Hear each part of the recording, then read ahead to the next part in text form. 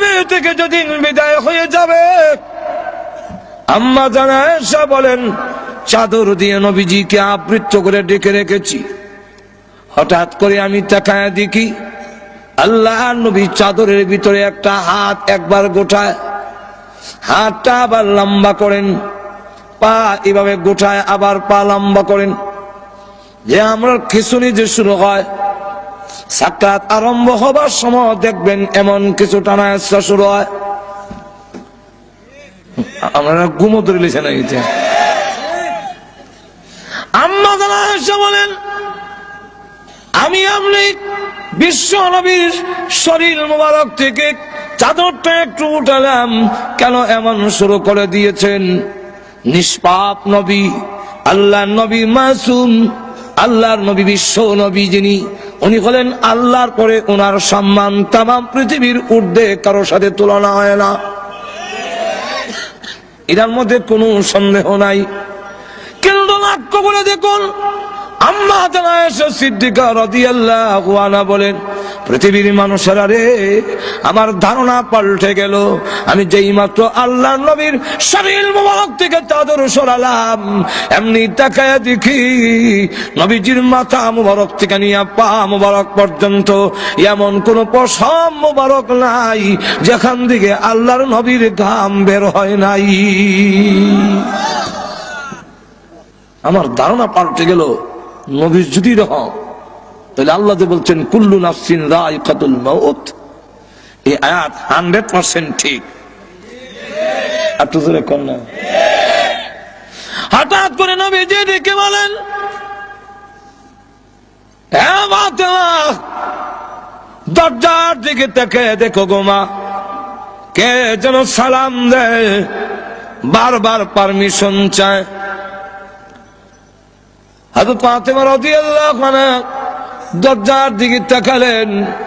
আজরাইল তো দেখা যাওয়ার কথা না। আমি আমার আব্বার কাছে বসে থাকলে তিনি যদি বলেন, আমি কি দেখবো নাকি? আজরাইল দেখা যায় না, কিন্তু আল্লাহ রাব্বুল আলামিন বলে দিলেন, হ্যাঁ আজরাইল প্রকাশিত হয়ে যাও আমার ফাতেমার সামনে, আর না হয় আমার নবীর কথাটা মিথ্যা হয়ে যাবে। হযরত ফাতেমা রাদিয়াল্লাহু আনহা দরজার দিকে তাকায়া বলেন, আব্বা, এমন একজন মানুষ দরজার সামনে দাঁড়ায় আছে, আব্বা গো, যার বডি, যার সুরত মক্কা মদিনার কারোর সঙ্গে কোনো মিল নাই, দুনিয়ার কারোর সঙ্গে মিল হবে না, এমন বড় আকৃতি, পা মাথা অনেক বড়, আর সমস্ত শরীর কাপড় দিয়া ঢাকা, দুইটা চোখ বড় বড় অগ্নিলোকার মতো। আল্লাহর নবীকে বলেন, ওগো আব্বা জান, এমন আকারের মানুষ আমার জিন্দেগিতে কোনোদিন দেখিনি। আল্লাহর নবীর মাথা মুবারকে ব্যথা, বুকে ব্যথা, তারপরও উনি বহু কষ্টে দরজার দিকে তাকিয়ে বললেন, মা হাযা মালাকুল মাউত, হাযা হাজিমুল লাজ্জাত ইয়ানিল মাউত। তিনি হলেন আজরাইল, মালাকুল মউত, তিনি হলেন দুনিয়ার সমস্ত স্বাদ কর্তনকারী, যিনি দুনিয়ার সমস্ত স্বাদ মজা কেটে দেয়, সেই আজরাইল গোমা হাজির হয়েছে। হযরত ফাতেমা রাদিয়াল্লাহু আনহা বলেন, ওগো আব্বা জান, এই মুহূর্তে কেন তিনি আসলেন? কয়েক সপ্তাহ ধরে আপনি অসুস্থ, এই মুহূর্তে কেন এসেছেন আমার বুঝবার বাকি নাই। আপনাকে নেওয়ার জন্য এসেছেন। না, পারমিশন দিব না, অনুমতি দেওয়া হবে না আপনার এই ঘরে ঢোকার জন্য। হ্যাঁ আব্বা, আপনি পৃথিবী থেকে বিদায় হয়ে গেলে আমি কোথায় যাব, কার কাছে দুঃখ প্রকাশ করব? হাসান হুসাইন কার কাছে গিয়া প্রবোধ নেবে? না, পারমিশন দিব না। আল্লাহর নবী রেখে বলেন, ও ফাতেমা, দরজা বন্ধ করে রাখতে পারো, কিন্তু জেনে রাখো আজরাইলকে ফিরায় রাখা সম্ভব নয়। মাগো, কারো পারমিশন নেয় না, কারো ঢোকার জন্য আজরাইল অনুমতি নেয় না। এটা আমার সম্মান, এটা আমার মর্যাদা, আমার অনুমতি নিয়ে ঢুকতে চায়। অনুমতি যদি না দাও, সে কিন্তু অনুমতি ছাড়া ঢোকার পারমিশন তাকে আল্লাহ দিয়ে রেখেছেন। সুতরাং পারমিশন দিয়ে দাও, অনুমতি দিয়ে দাও, জানায়া দাও আমি বলেছি ঘরে ঢোকার জন্য।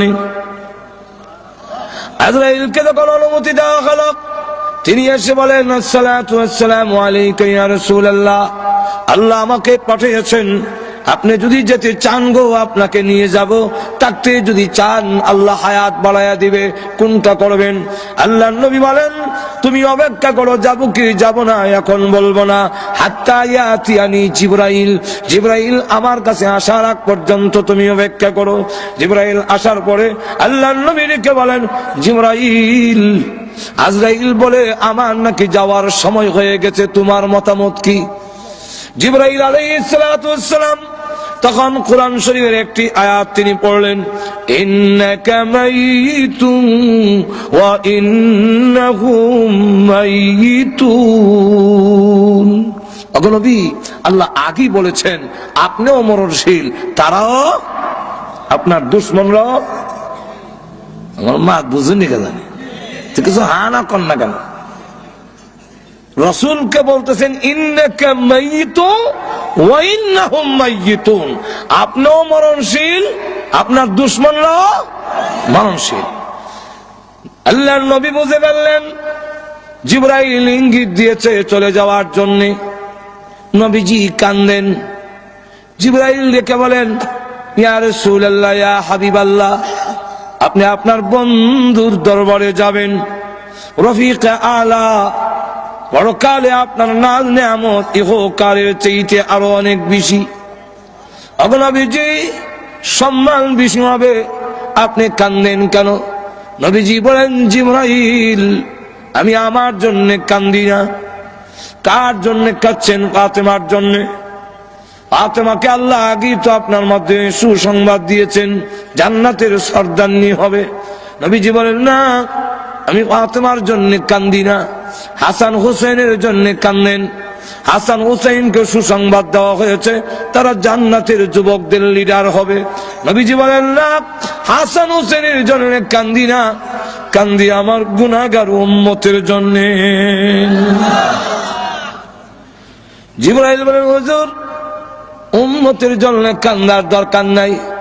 ওগো নবীজি, আপনি কেন কান্দেন? আপনার উম্মতের নাম ঠিকানা সহ সবগুলো আপনার রওজাতে পৌঁছাইয়া দেওয়া হবে। নবী যাওয়ার দরকার হয় না, বিশ্ব নবী কোথাও যাওয়ার প্রয়োজন নাই, দুরূদ আর সালাম আনার জন্য নবী যাওয়ার দরকার নাই। কারণ নবী কেন নিবেন? নবী কেন আসবেন? আমার ডাকে নবী আসবেন। যদি আমি দামি হই তাহলে আমার ডাকে আরেকজন আসবে। ঠিক কিনা?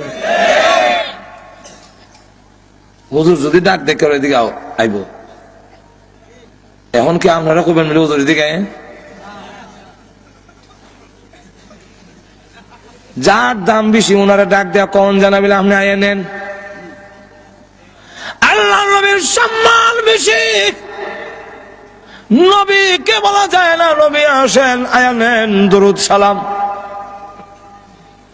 গেল একটা। আর একটা হইল আমরা দুরূদ আর সালাম পড়ি, এগুলা কি নবীর লাভ না আমাদের লাভ? লাভটা কার? তাহলে দুরূদ সালাম পৌঁছানির ব্যবস্থা তো আমরা না করতাম, লাভ আপনার আর রাসূল নিত।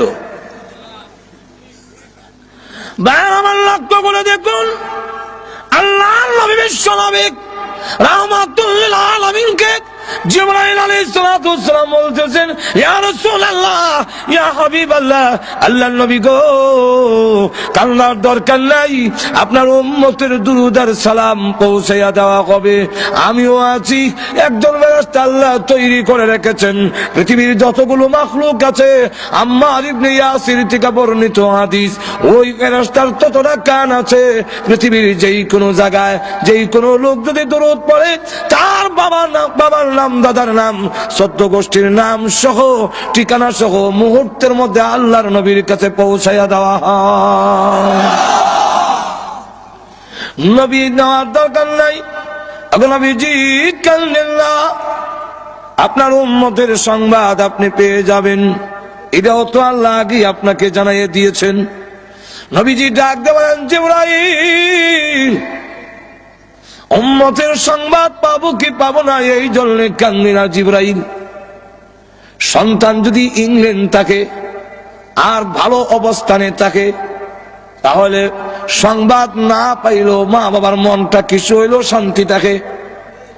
ছেলে খোঁজখবর নেয় না, কিন্তু অন্যের মারফতে জানতে পারে ইংল্যান্ড লন্ডনের মধ্যে তার ছেলে খুব ভালো পজিশনে আছে, সম্মানী আছে, কিছু হইলেও শান্তি পায়। আমার না দেখ, আমার ছেলে তো ভালো আছে। সংবাদ যদি নাও পাই, আমার উম্মত যদি এই পৃথিবীতে ভালো অবস্থানে থাকে, তাহলে আমার তো সংবাদ পাওয়ার দরকার নাই। এটা আমার বিষয় নয়। আমি কেন কান্দি? এতদিন পর্যন্ত আল্লাহ আমাকে আয়াত নাযিল করে জানায়া দিয়েছিলেন, মা কানাল্লাহু লিয়ুযিবাকুম ওয়া আনতা ফীহিম। ওগো নবীজি, আপনি যেখানে আছেন এদেরকে আমি আল্লাহ গজব দিব না, আমি আযাব দিয়ে শেষ করব না, যেহেতু আপনি এখানে আছেন। ও জিবরাইল, আমি রাসূল যখন পৃথিবী থেকে বিদায় হয়ে যাব, তখন আমার উম্মতের জিম্মাদার কে হবে? তাম পৃথিবীর উম্মতে মুহাম্মদী যদি একসাথে আল্লাহ গজব দিয়ে শেষ করে ফেলে, আমার উম্মতের দায়িত্ব কে নেবে? কে এই দায়িত্ব গ্রহণ করবে? এমনি আল্লাহ ডাক দিয়ে বলেন, অরে জিবরাইল, আমার বন্ধুকে বলো চোখের পানি মুছে ফেলার জন্য। আর কাঁদতে হবে না, আর কাঁদতে হবে না।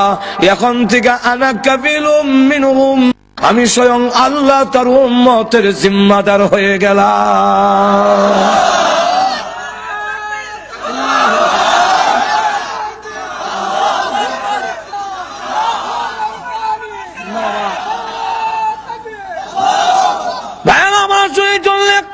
আল্লাহ নবী বিশ্বনবী রাহমাতুল লিল আলামিন তখন ডাক দিয়া বলেন, ওরে জিবরাইল, আজরাইল, এবার আমার রূহ তুমি বের করো।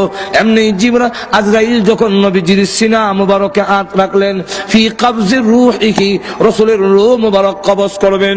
আল্লাহ নবী জিজ্ঞাসা করেন, আজরাইল, তুমি আমার বুকে হাত রেখেছো, মনে হয় যেন উহুদ পাহাড়টা আমার বুকে রেখে দিয়েছো। আজরাইল বলে, আল্লাহর নবী, এত সহজে কারো রূহ বের করি নাই, কোনদিন করব না। এরপর এরকম আল্লাহর নবী বিশ্ব নবী রাহমাতুল লিল আলামিন একটি পাত্রের মধ্যে হাত ভিজায় মুখের মধ্যে মালিশ করে আর বলে, আল্লাহুম্মা বির রাফিকিল আলা, আল্লাহুম্মা ইন্নী আউযু বিকা মিন সাকরাতিল মাউত ওয়া গামারাতিল মাউত। মরণ বুঝি এত কষ্ট বুঝি মরণ। সাকরাতের যন্ত্রণা থেকে, মৃত্যু যন্ত্রণা থেকে কেউ রেহাই পাবে না, সকলেই মৃত্যু যন্ত্রণা ভোগ করতে হবে, জানবীর করতে এত কষ্ট হবে। আরে আল্লাহ রাব্বুল আলামিন কোরআনে উল্লেখ করে দিয়েছেন, ওয়ান্নাজিআতি গারকা والنازعات غرقا والناشطات نشطا والنازعات غرقا والناشطات نشطا। এরা দুই দলের কথা দুই রকম আল্লাহ বলে দিয়েছেন, যে কাফিরদের রূহ আল্লাহ